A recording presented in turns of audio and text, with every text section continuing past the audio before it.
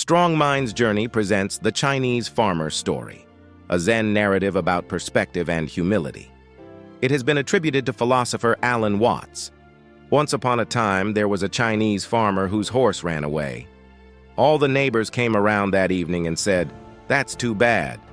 And the farmer said, "Maybe." The next day, the horse came back and brought 7 wild horses with it. And all the neighbors came around and said, "That's great, isn't it?" And the farmer said, "Maybe." The next day, his son, who was attempting to tame one of these horses and was riding it and was thrown, broke his leg. And all the neighbors came around in the evening and said, "Well, that's too bad, isn't it?" And the farmer said, "Maybe."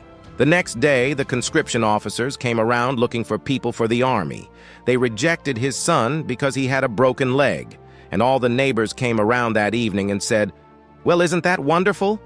And the farmer said, "Maybe." So, what's the moral of the story? What is the Chinese farmer wants to teach us from this story? The moral of the story is, we should be careful labeling the things that happen to us as good or bad. The causal chain of the universe is complex and infinite. Real-life stories continue even after the happy ending.